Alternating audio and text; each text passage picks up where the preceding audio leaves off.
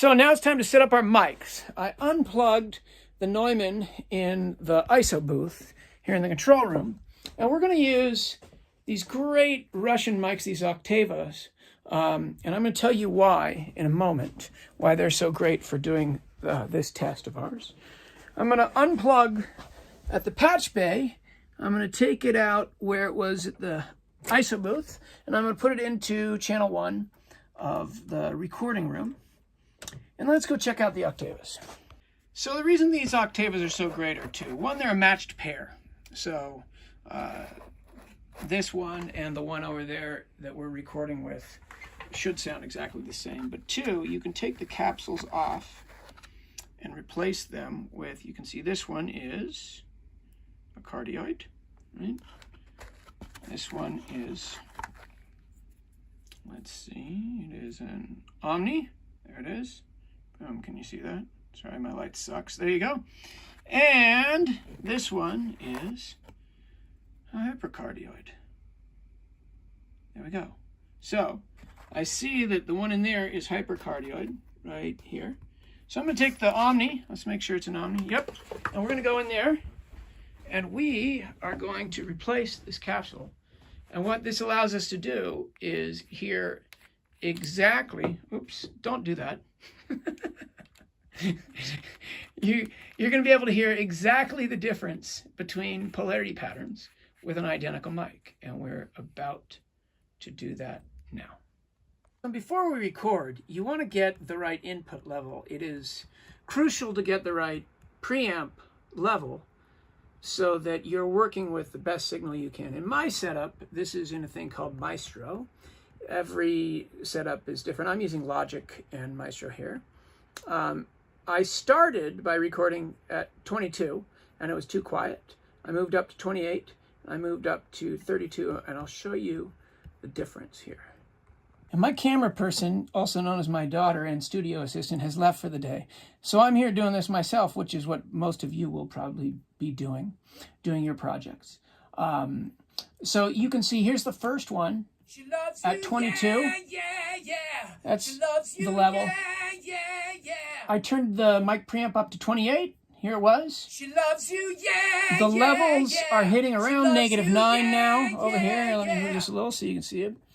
And then the last one, 32. She loves you, yeah. Mama Bear's porridge was just right. She loves you, yeah. It's around -6. That's the peak I wanted. So that means I'm ready to go. You generally want to get your mic input. I like around -6. Different people like different things. It is really helpful to get those levels around the same when you're recording different things, so that you don't have to do too much mixing gain and things like that later. All right, now we got the mic set up, the preamp set up, so we're all ready to go. We're going to demo this Omni with a performance of me singing Ariel from The Little Mermaid, because no man my age should do such a thing. I want to go where the people go. I don't know the words to the rest of this song. A whole new world. Don't you dare close your eyes. Pretty sure that was actually from a couple different musicals, but let's check it out with the cardioid. All right, now walking around with the cardio, here we go. I'm gonna sing this dumb song again. Nobody wants to hear me, but I'm doing it anyways. A whole new world. Don't you dare close your ears. Okay, that's the cardio. And now the hypercardioid. I want to eat where the people eat, except at the places where they serve fish. A whole new world. Don't you dare sing that again. I promise I won't. So there you got a chance to hear the difference between Omni, cardioid, and hypercardioid. I did not demo figure 8. Sorry about that for you huge figure 8 fans, and you know who you are. Figure 8's great for recording stereo. We're not going to do that right now. I thought it would be interesting now to record just a little groove of several different instruments using the different types of microphones so you can hear the differences in sound. And then we're going to just briefly show a few mixing things. And then it's time for you to make your own recordings. Here we go. Newsflash! Wardrobe change. I I forgot to say this a few days ago when I filmed it, so I'm saying it now.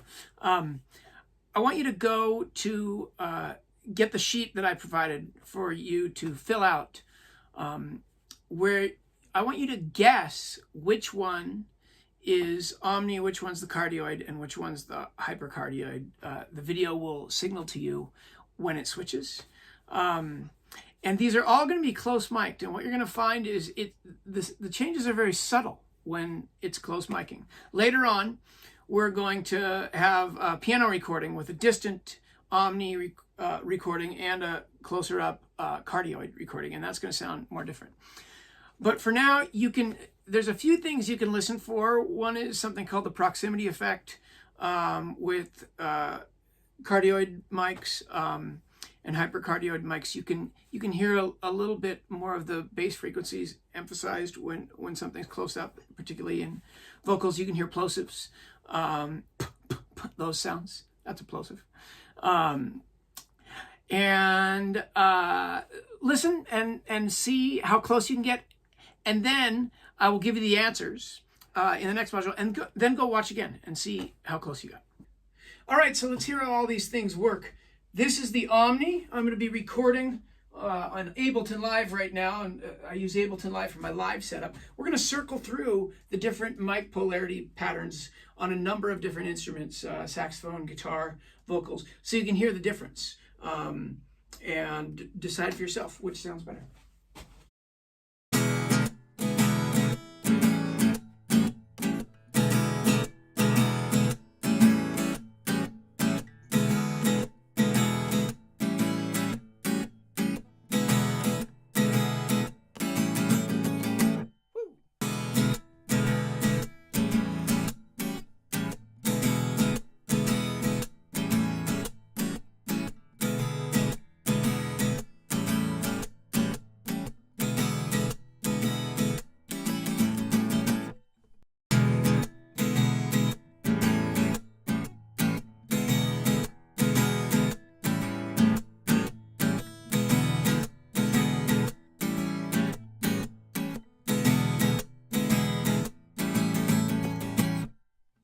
Go where you wanna be. Go where you wanna be. Go where you wanna be. Go where you wanna be. Go where you wanna be. Go where you wanna be. Go where you wanna be. Go where you wanna be. Go where you wanna be. Go where you wanna be. Go where you wanna be. Go where you wanna be.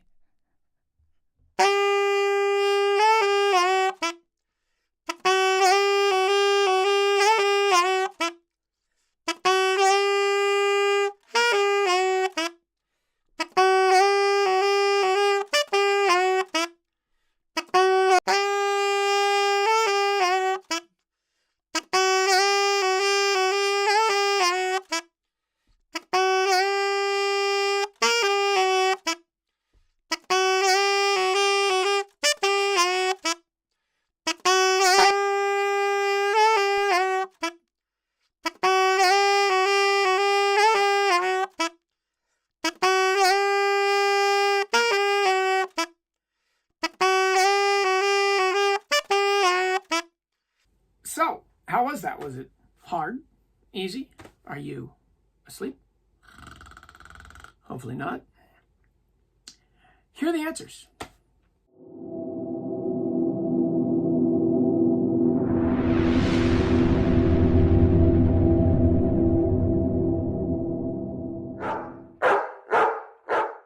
So go back to the last couple minutes of that video and see which ones exactly you got right and which ones you got wrong and why. Don't cry about the ones you got wrong. Unless it's cathartic, then cry all you want. And in the next video, we're going to mix them all together, see how they sound, add a piano, and then you're going to create something. See you then.